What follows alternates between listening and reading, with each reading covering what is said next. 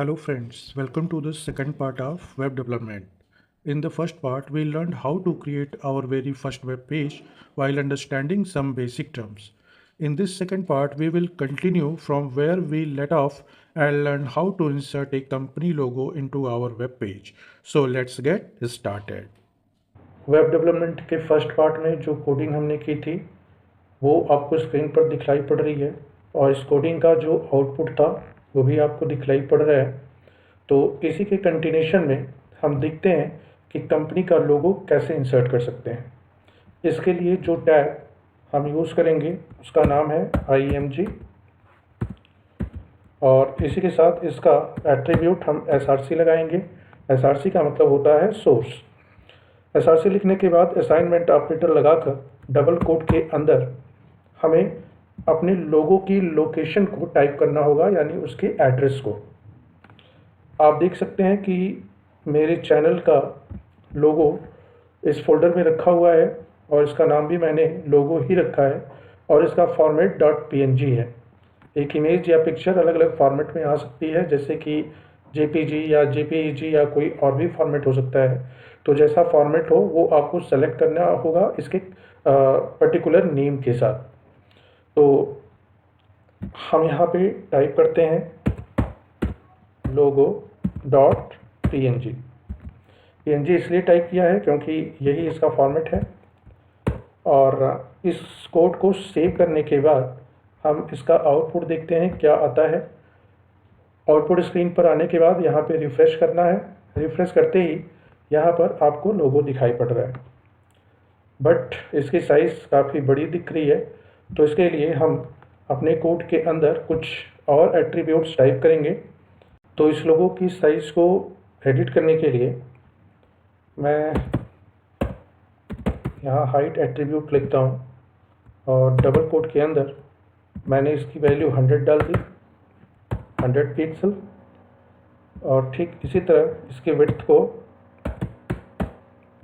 Width को भी मैंने 100 ही डाल दिया।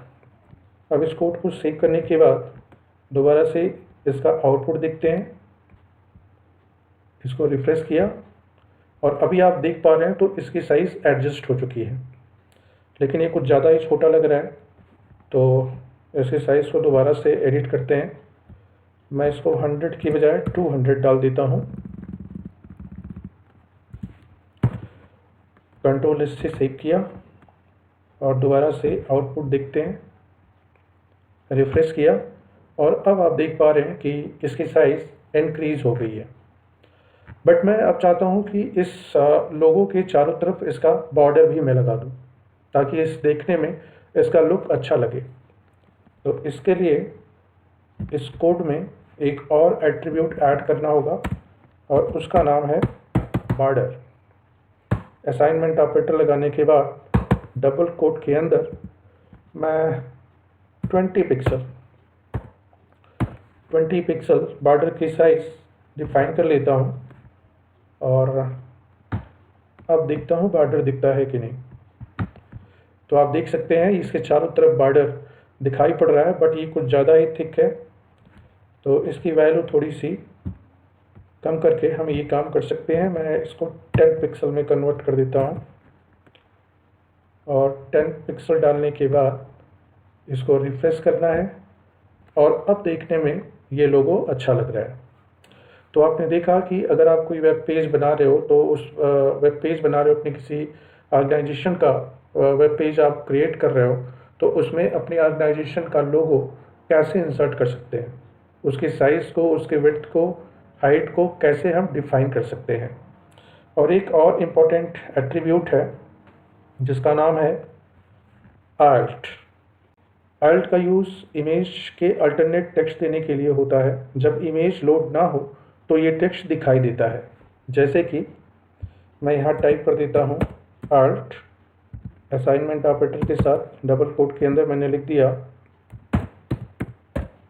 ब्यूटीफुल लोगो। अगर किसी कारणवश इमेज आपको वेब पेज के अंदर दिखलाई नहीं देती है तो उसके जगह पर ये टेक्स्ट आपको दिखलाई पड़ेगा।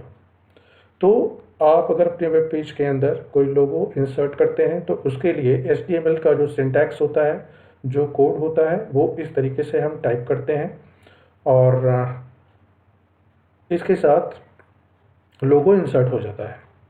तो इस ट्यूटोरियल में आपने सीखा कि आप अपनी कंपनी या ऑर्गेनाइजेशन का लोगो अपने वेब पेज के अंदर कैसे इंसर्ट करेंगे। बाकी मिलते हैं अगले वीडियो में कुछ नए टैग्स और एट्रीब्यूट के साथ। तब तक के लिए thank you and take care.